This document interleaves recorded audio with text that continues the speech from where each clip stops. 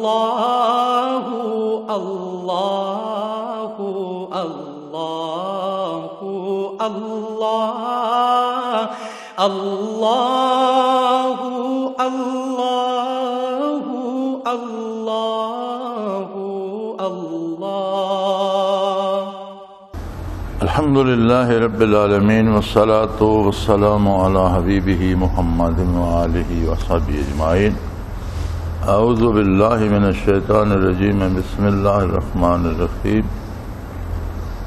یہ ایک سوال ہے، کیا خلوص دل سے توبہ کرنے سے حقوق العباد معاف ہو جاتے ہیں یا بندوں کے معاف کرنے سے ہوتے ہیں؟ بنی اسرائیل کے اس آدمی کے واقعہ سے جس نے 100 آدمیوں کو قتل کیا تھا پتہ چلتا ہے کہ توبہ کرنے سے حقوق العباد معاف ہو جاتے ہیں۔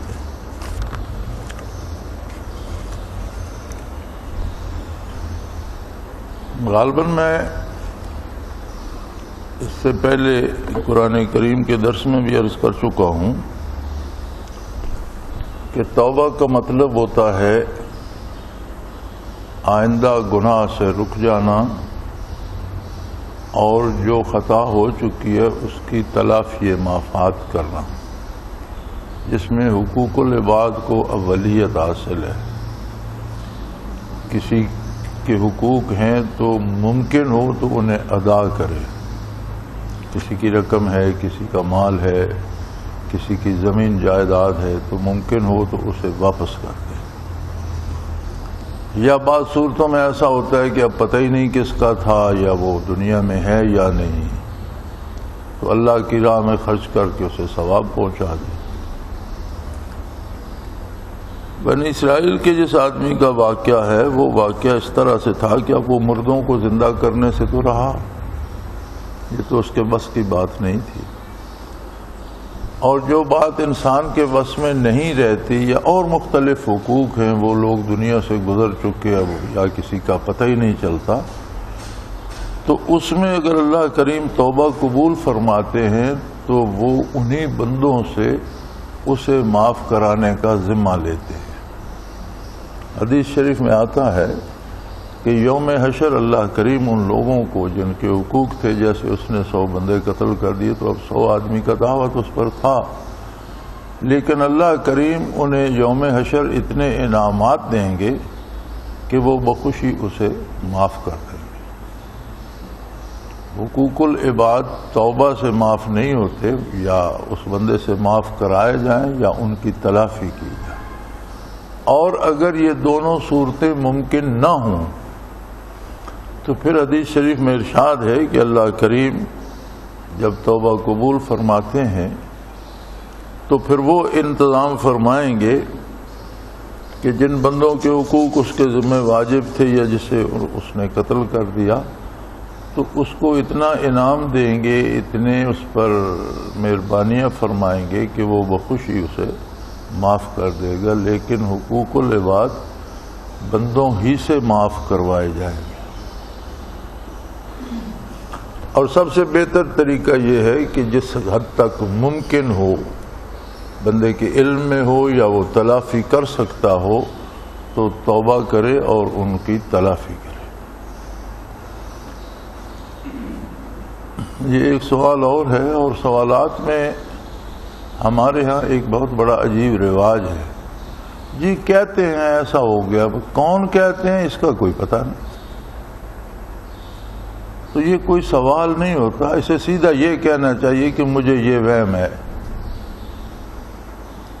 اب یہ کہا جاتا ہے یا کہتے ہیں، اسے پوچھا جائے کہ وہ بندہ بتاؤ جس نے آپ سے یہ کہا ہے، تو بندہ کوئی نہیں ہوتا۔ تو جو بندہ سوال کرتا ہے اس کی یا کسی آپ نے کتاب سے دیکھا یا آپ نے کسی حوالے سے پڑھا تو اس کا حوالہ ہونا چاہیے، یا پھر سیدھا کہیں کہ مجھے یہ وہم ہوتا ہے۔ یہ کہا جاتا ہے یا کہتے ہیں، یہ کوئی سوال کا طریقہ نہیں ہوتا۔ بہرحال یہ سوال ایسا ہی ہے کہ راہ سلوک میں کہا جاتا ہے کہ وہ راہ یا راستہ ہے جو شب معراج رسول اللہ صلی اللہ علیہ وسلم نے طے فرمایا۔ آپ کا اعزاز خصوصی اسے جسم عطر کے ساتھ طے کرنا ہے، اور امت محمدیہ بطفیل محمد الرسول اللہ برکات و انوارات نبوت حاصل کر کے یہ راستہ روحانی طور پر طے کرتی ہے، تو پہلی امتوں کے اولیاء کی رائے سلوک کیا تھی؟ کیا وہ ان مقامات تک رسائی رکھتے تھے؟ بنیادی طور پر سوال ہی غلط ہے۔ اب جو لوگ شرف صحابیت سے مشرف ہوئے، کیا وہ شب معراج سے پہلے نہیں ہوئے؟ یعنی راہ سلوک اور قرب الہی کی انتہا جو ہے یا کمال جو ہے، بہت آخری بلندی جو ہے، اور انبیاء کے بعد جو عظیم مقام ہے وہ صحابیت ہے۔ تو کیا معراج شریف سے پہلے جو لوگ ایمان لائے وہ صحابی نہیں ہوئے؟ شب معراج حضور اکرم صلی اللہ علیہ وسلم کا جسم عالی کے ساتھ جہاں تک اللہ نے چاہا تشریف لے جانا، یہ آپ کا معجزہ ہے، آپ کی خصوصیت ہے، آپ صلی اللہ علیہ وآلہ وسلم کی عظمت ہے۔ راہ سلوک جو ہے یا اس میں جو منازل کہی جاتی ہیں، نہ یہ کوئی سڑک ہے کہ اسے پیدل چل کر طے کیا جاتا ہے یا کسی سواری پہ چل کے طے کیا جاتا ہے، اور جنہیں مقامات کہا جاتا ہے وہاں کوئی اینٹ گارے کی بنی ہوئی عمارتیں بھی نہیں ہیں۔ یہ کیفیات ہیں اور ایک کیفی راستہ ہے، چونکہ روح عالم امر سے ہے، وجود مادی کے ساتھ جب وہ مقید ہو جاتی ہے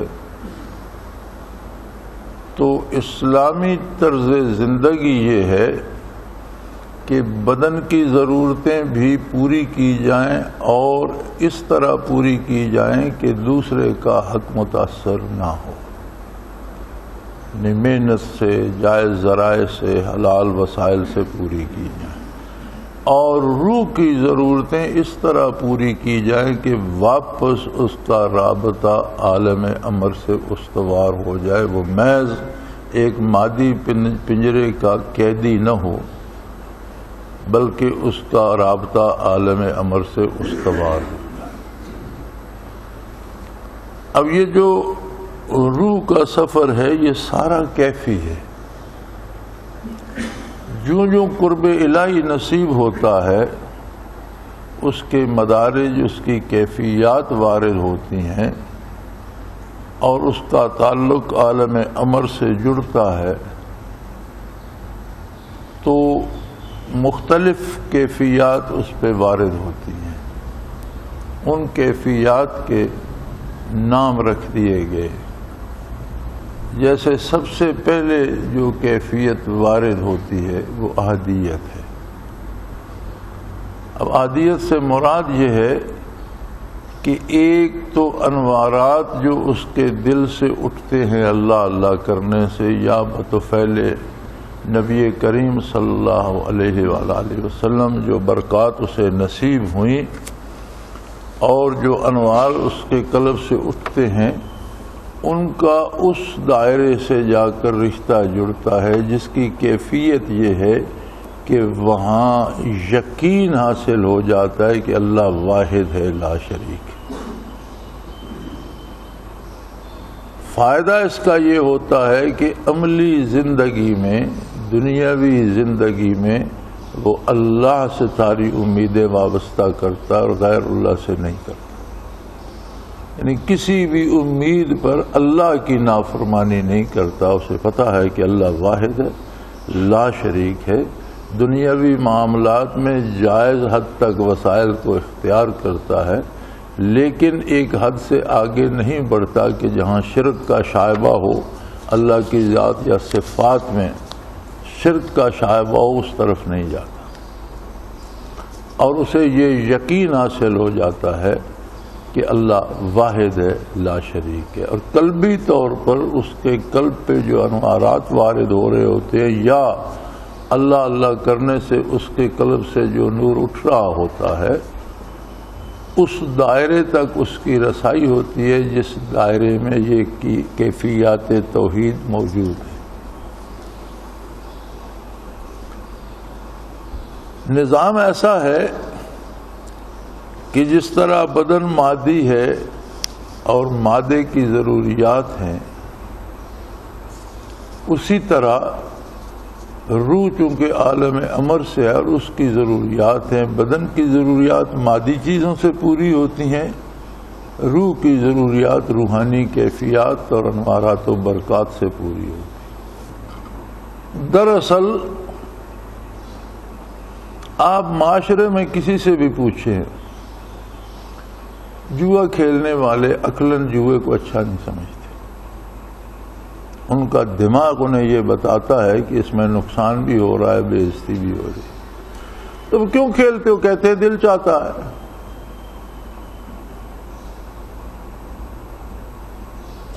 کتنے لوگ کتنے شعبوں میں ہیں جسے وہ عقلاً پسند نہیں کرتے.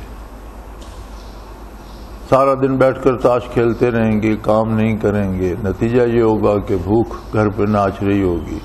ان سے پوچھو کہ دن بھر تاش کھیلنے سے تمہیں کیا حاصل ہوتا ہے؟ یہاں ہمارے گاؤں میں کچھ لوگ ایسے تھے شوقین، اب تو بیچارے دنیا سے گزر گئے، کہ وہ کھیلنے بیٹھے، پھر دن گزر گیا، پھر رات گزر گئی، اگلا دن آ گیا، وہ کھیل رہے ہیں. یہ ساری رات یہ کیا ہے؟ کیوں لگے ہوئے؟ بس دل چاہتا ہے، اس میں مزہ آتا ہے. عقل انہیں بھی بتاتی ہے کہ وقت ضائع کر رہے. عقل یا دماغ ایک مادی چیز ہے جس کا مادی جسم پہ کنٹرول ہے، لیکن حکم دل دیتا ہے.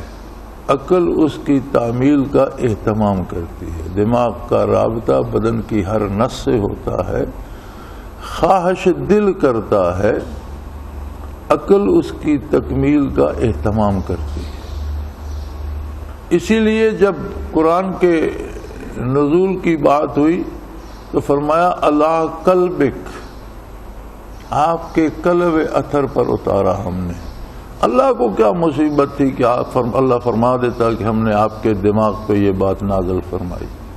کیونکہ حضور صلی اللہ علیہ وسلم کا دماغ عالی بھی تو کائنات میں بے مثال ہے. تو بڑی ایک تو یہ عجیب بات ہے کہ اس شعبے سے جو لوگ آشنا ہی نہیں ہیں وہ اس میں فیصلے اور فتوے دیتے ہیں، حالانکہ وہ اسے جانتے بھی نہیں.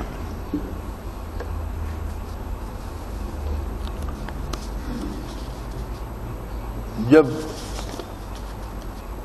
بنی اسرائیل کی بات ہوئی کہ ان کی اصلاح نہیں ہو رہی تو اللہ کریم نے فرمایا ان کے دلوں میں وہ بچھڑا جو انہوں نے بنایا تھا وہ بس گیا. فی قلوبہم العجلہ، ان کے قلوب میں. اب دماغ کو قلب کہنے کی قرآن کو کیا ضرورت ہے کہ مراد دماغ ہے تو قرآن قلب کہہ رہا ہے؟ کیوں کہہ رہا ہے؟ دماغ تو ابو جہل کا بھی یہ جانتا تھا کہ حضور نبی ہیں، اور بیشتر مشرکین مکہ کی عقل جو تھی وہ گواہی دیتی تھی کہ حضور سچے ہیں. دل نہیں مانتا تھا کہ ہمارا اپنا وقار نہیں رہے گا، ہماری بات نہیں رہے گی. تو جب دل نہیں مانتا تو دماغ کی بات نہیں چلتی. گناہ جب ایک حد سے بڑھے تو اللہ نے دلوں پہ مہر کر دی کہ اب تمہارے لیے واپسی ممکن نہیں ہے. اور نبی کریم صلی اللہ علیہ وسلم کا یہ ارشاد فرمانا کہ وجود میں گوشت کا ایک لوتھڑا ہے، اذا صلح صلح الجسد کلہ، اگر اس کی اصلاح ہو جائے تو پورے وجود کی اصلاح ہو جاتی ہے. اذا فسد، اور اگر وہ خراب ہو جائے، فسدت الجسد کلہ، تو سارا جسم خراب ہو جاتا ہے. الا وہی القلب، اچھی طرح سن لو یہ قلب ہے. یعنی گوشت کا لوتھڑا جو بدن میں ہے، سدھر جائے بدن سدھر جاتا ہے، بگڑ جائے بدن بگڑ جاتا ہے. حضور فرماتے ہیں خوب اچھی طرح جان لو یہ قلب ہے. اب حضور کو قلب فرمانے کی کیا ضرورت تھی؟ آپ دماغ فرما دیتے. تو یہ حوالے درست نہیں ہے اور نہ یہ ڈاکٹر صاحب کی رائے درست ہے. مدار قلب پر ہے.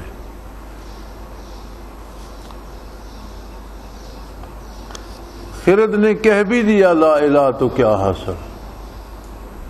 دماغ اگر کہتا ہے کہ اللہ کے علاوہ کوئی معبود نہیں، یہ کوئی بڑی بات نہیں، اس لیے کہ دماغ کی مجبوری ہے.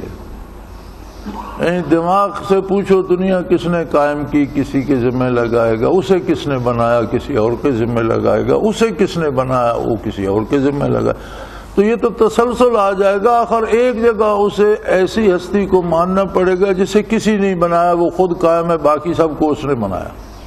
یہ مجبوری ہے دماغ کی کہ وہ ایک جگہ رک جاتا ہے، ورنہ تو تسلسل لازم آئے گا. جی بارش کون برساتا ہے، فلانا دیوتا برساتا ہے. سورج کون چڑھاتا ہے، فلاں دیوی چڑھاتی ہے. جی روزی کون دیتا ہے، فلاں دیوتا دیتا ہے. اولاد فلاں دیوی دیتی ہے. ان دیوی دیوتاؤں کو کس نے بنایا؟ ایک مہادیو ہے، اس نے مہادیو کو کس نے بنایا؟ تو ایک جگہ جا کر عقل کو رکنا پڑتا ہے کہ کوئی ایسی ہستی ہے جسے کسی نے نہیں بنایا، وہ خود قائم ہے، وہی اللہ ہے.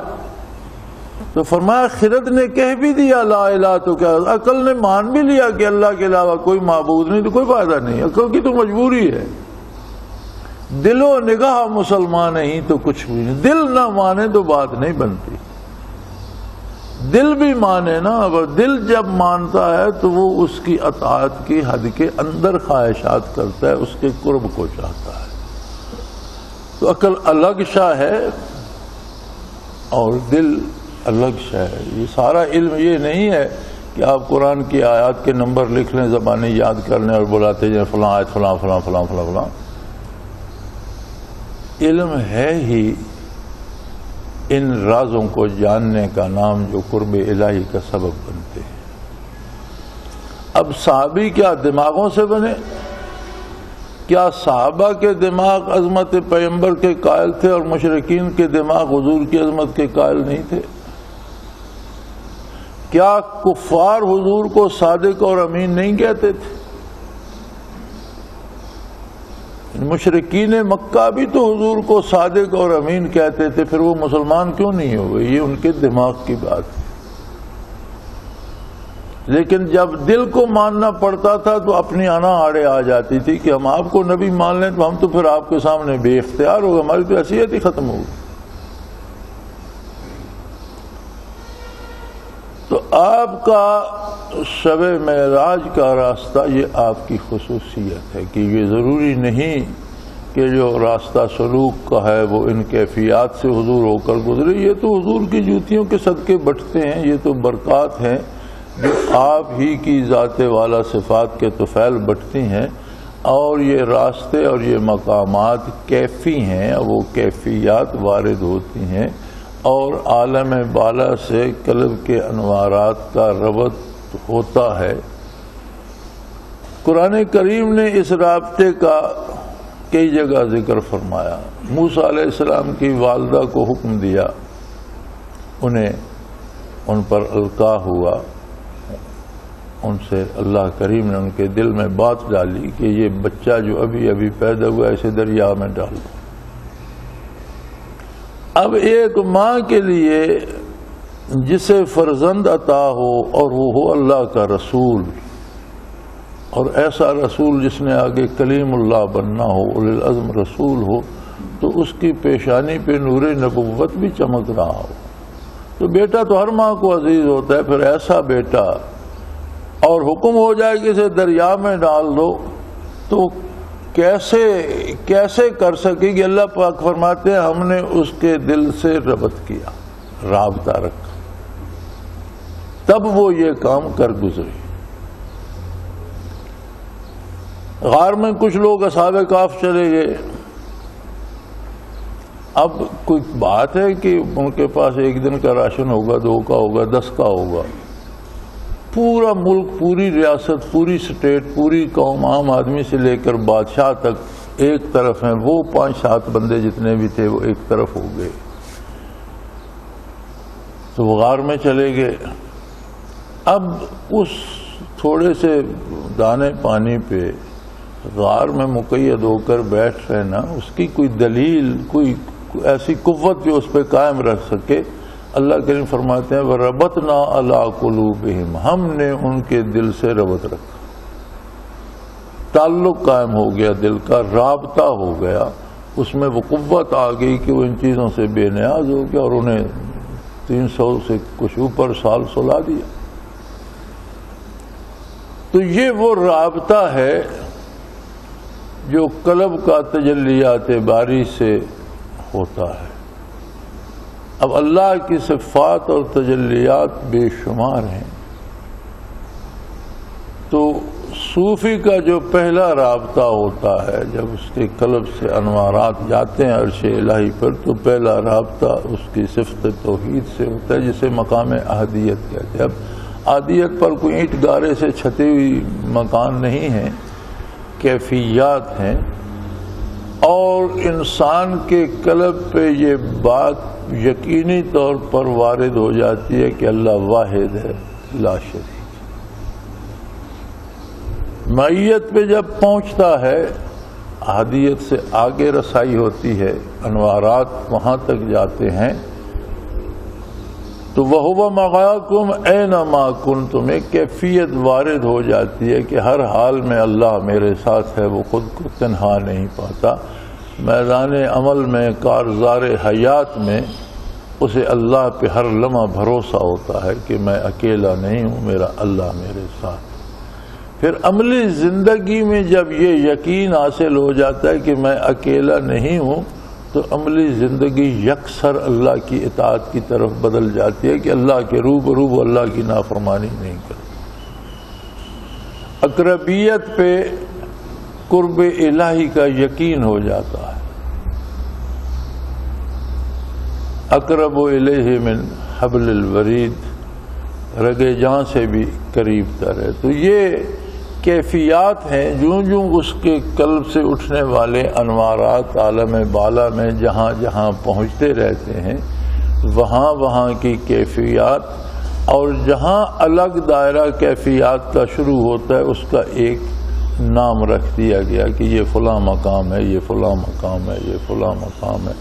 اب کیفی طور پر مشاہدات میں صوفی کو وہ مقامات نظر بھی آتے ہیں، لیکن وہ اینٹ گارے کے نہیں ہیں سبھی انوارات و تجلیات. اور اس طرح چلتے چلتے اگر کسی نے راہ سلوک میں عالم امر میں جا کر قدم رکھا تو وہ واپس گھر پہنچا. بہت کمال اس نے، یہ اللہ کا اس پر یہ رحم ہوا. اور بہت کمال جو اس نے حاصل کیا وہ یہ ہے کہ واپس جہاں سے چلا تھا وہاں اس کی روح پہنچ گئی، بھٹکی نہیں، راستہ بدلا نہیں، گمراہی میں نہیں گئی، نافرمانی میں نہیں گئی. اور اس فن سے ناآشنائی کا یہ عالم ہے کہ بے شمار کتابوں میں یہی ملتا ہے کہ فلاں حضرت نے فلاں جگہ سے فنا بقا کے مراقبات کیے اور سلوک تمام کر لیا، مکمل کر لیا. حالانکہ فنا بقا جو ہے یہ ابجد ہے، الف بے جیم دال ہے. اگر کسی کو فنا فی اللہ بقا باللہ نصیب ہو جائے تو اس نے سلوک کی ابجد پڑھ لی، آگے وہ اس سے آگے چل سکتا ہے. اور یہ بے شمار مقامات جو ہیں انہیں عبور کرتا ہوا اس کی کیفیات اگر عالم امر میں پہنچیں جن کے فاصلے ناپے نہیں جا سکتے اور نہ سوچے اور سمجھے جا سکتے ہیں، تو عالم امر میں پہنچنا آسان نہیں ہے. وہ اور زمانہ تھا کہ حضور کی ایک نگاہ سے لوگ کہاں سے کہاں پہنچ گئے. تابعین تبع تابعین پر یہ کرم ہوا. اولیاء اللہ میں 14 صدیوں میں گنے چنے لوگ عالم امر تک پہنچے. یہ بہت مشکل اور بہت اللہ کے کرم کا محتاج ہے، کیونکہ دنیا میں رہتے ہوئے، دنیا کے کام کرتے ہوئے، معاملات دنیا کرتے ہوئے یہ سفر طے ہوتا ہے. اگلے دن ایک بزرگ سے ملاقات ہوئی تو وہ فرما رہے تھے میں نے لوگوں سے ملنا جلنا چھوڑ دیا ہے کہ لوگوں سے ملیں تو غیبت ہو جاتی ہے. میں نے کہا غیبت کرنے سے ہوتی ہے، لوگوں سے ملنے سے تو نہیں ہوتی. غیبت تو غیبت کرنے سے ہوتی ہے، لوگوں سے ملیں یا نہ ملیں اس سے تو کوئی فرق نہیں پڑتا۔ اگر آپ نے لوگوں سے ملنا چھوڑ دیا ہے تو اس کا مطلب ہے کہ آپ نے نیک عمل کرنا چھوڑ دیا ہے۔ لوگوں سے ملیں گے نہیں، معاملات نہیں ہوں گے تو عمل کہاں ہوگا؟ عمل نہیں ہوگا تو اجر کس بات کا ہوگا؟ اسلام کسی گوشہ نشینی کا نام تو نہیں ہے۔ اسلام اگر گوشہ نشینی کا نام ہوتا تو آقا نامدار صلی اللہ علیہ وسلم دنیا میں کسی کو اپنی زیارت بھی نہ کراتے۔ سب سے اعلیٰ مقام تو حضور کا تھا، اور انسانوں سے حضور الگ تھلگ رہتے، تو پھر انسان کس طرح مستفید ہوتے برکات نبوت سے؟ اور اگر کسی کو برکات نبوت نصیب ہے، اتباع نبوت نصیب ہے، تو وہ تو لوگوں کا اس پر حق ہے اور اس کے ذمے ہے کہ وہ لوگوں تک وہ بات پہنچائے، لوگ قبول کریں یا نہ کریں۔ لیکن اگر وہ اسے چھپا لے گا تو یہ تو اس کے لیے مصیبت بن جائے گی، قیامت کو کیا جواب دے گا؟ اس کے باپ کی جاگیر تو نہیں ہے کہ وہ چھپا کے اس پر بیٹھ جائے، اس کا اپنا تو وہ کچھ نہیں ہے، اللہ کی دی ہوئی نعمت ہے، برکات نبوت ہے، اور اس کے ذمے انہیں آگے پہنچائے۔ تو شب معراج حضور کا سفر فرمانا وہ حضور کی خصوصیت ہے، اور راہ سلوک عالم امر تک رابطہ قائم کرنا، انوارات کے ذریعے روح کا وہاں تک سفر کر کے پہنچنا، یہ آدمی کا اپنی اصل سے آشنا ہونا ہے اور اپنے گھر پہنچنا ہے۔ اب عالم امر سے بالا جب چلتا ہے مختلف دوائر میں اور مختلف برکات جب حاصل کرتا ہے تو پھر کہا جا سکتا ہے کہ اب یہ ترقی کر رہا ہے، پھر وہ کچھ سرمایہ زائد جمع کر رہا ہے۔ اور عالم امر میں ہندوستان میں بھی اسلام کو پہنچے تقریباً 14 صدیاں ہونے والی ہیں برِ صغیر میں۔ تو حضرت رحمت اللہ تعالی علیہ کو ساتھی پریشان کرتے رہتے تھے اور کبھی کبھی یہ باتیں پوچھتے رہتے تھے اور ہوتی رہتی تھیں۔ تو غالباً انگلیوں پر گنا جائے تو ان 14 صدیوں میں برِ صغیر میں 15 بندے نہیں ملتے جو عالم امر میں پہنچے ہیں۔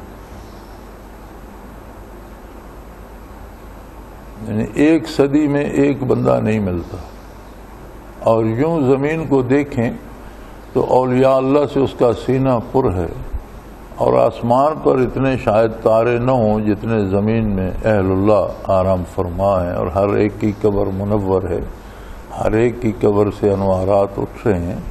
لیکن وہاں تک جانا اس دار دنیا کی ذمہ داریوں کو نبھاتے ہوئے، یہاں رہتے بستے ہوئے، لوگوں سے معاملات کرتے ہوئے، یہ اتنا آسان کام نہیں ہے۔ تو راہ سلوک جو ہے اس کا تعلق اللہ اور بندے کے درمیان تعلقات سے ہے۔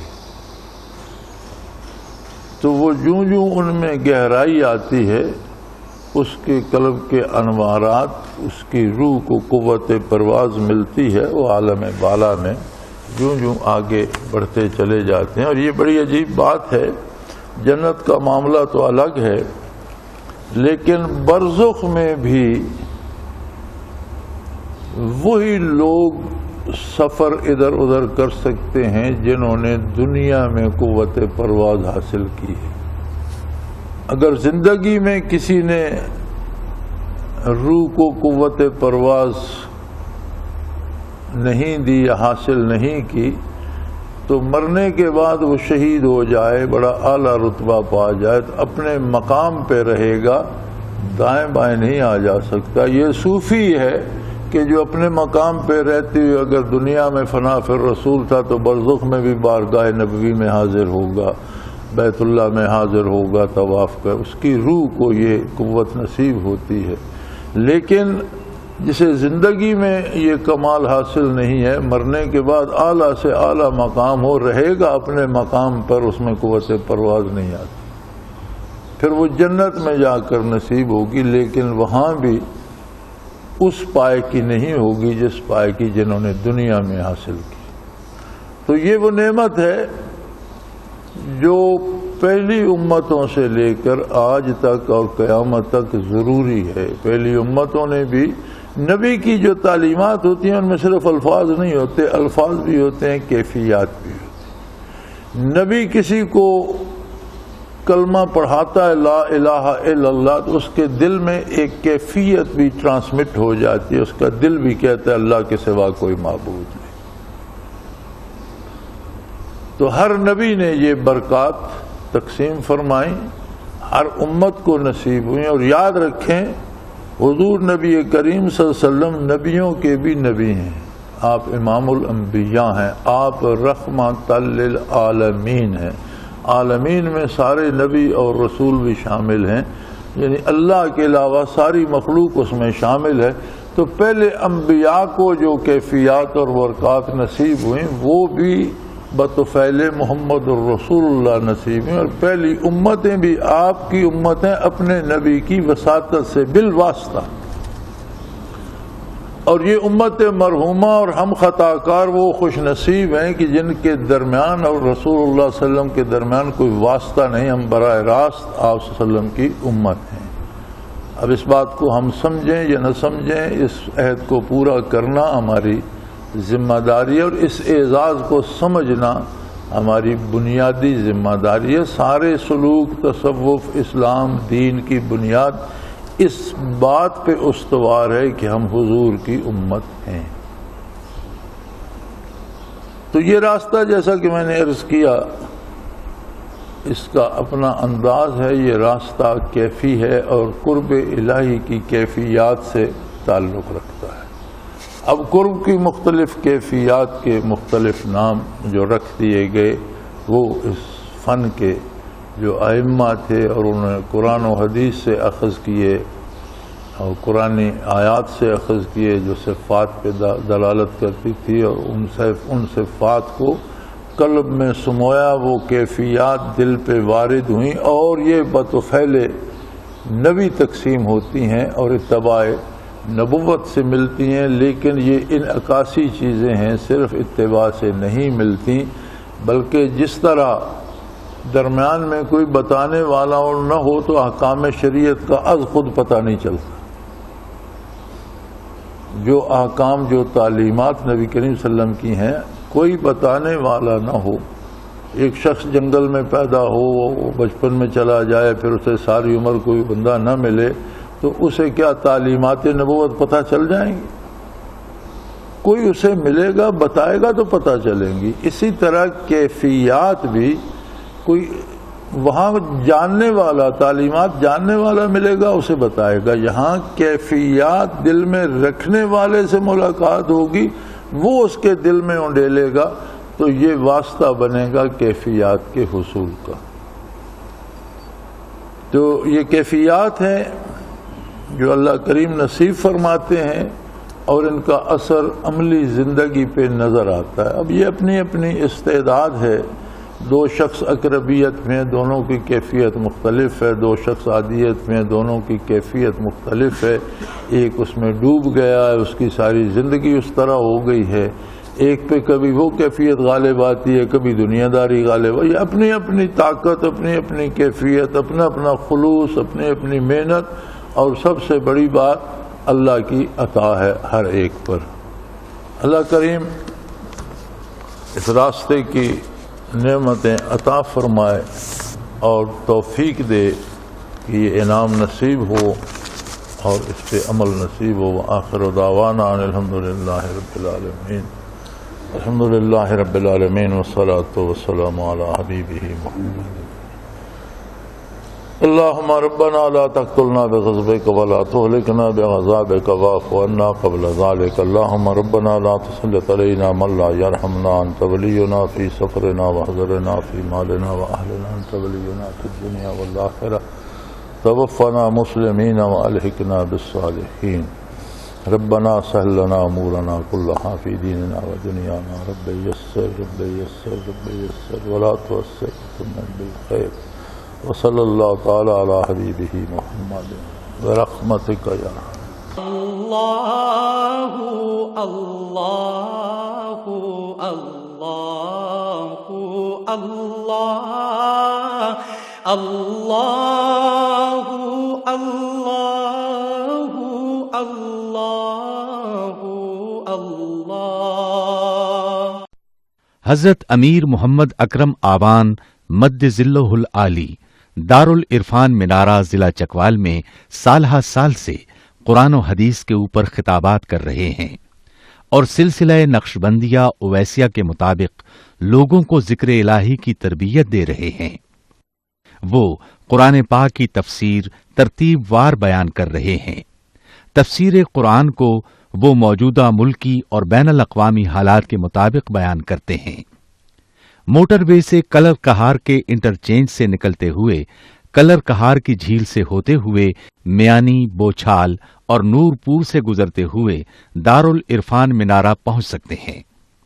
حضرت امیر محمد اکرم آبان نے بچیوں اور بچوں کی دینی اور دنیاوی تعلیم کے لیے سقارہ اکیڈمی کے نام سے ایک درسگاہ بھی قائم کی ہے، جس کا افتتاح ملک پاکستان کے صدر جنرل محمد ضیاء الحق نے اپنے دست مبارک سے کیا تھا۔ وہ تمام احباب جو اسلام کی طلب رکھتے ہیں ان سے گزارش ہے کہ دارالعرفان منارہ ضلع چکوال میں امیر محمد اکرم آبان صاحب کے خطابات سے مستفید ہوں۔ وہ ہر جمعے کو نماز سے پہلے بیان فرماتے ہیں۔ ہر ماہ کی پہلی اتوار کو ماہانہ اجتماع ہوتا ہے جس میں آپ خصوصی خطاب فرماتے ہیں اور پاکستان کے چاروں صوبوں سے احباب اس اجتماع میں شرکت کرتے ہیں۔ اس کے علاوہ یہاں سال میں 2 مرکزی اجتماعات بھی ہوتے ہیں، ایک رمضان المبارک میں اعتکاف کا اجتماع اور دوسرا جولائی اور اگست میں 40 دن کا اجتماع ہوتا ہے جس میں روحانی تربیت کی جاتی ہے۔ اپنا خون سیماب دے کر اتنا ہم کر جائیں گے، نام آقا کا چمن میں پھر رقم کر جائیں گے۔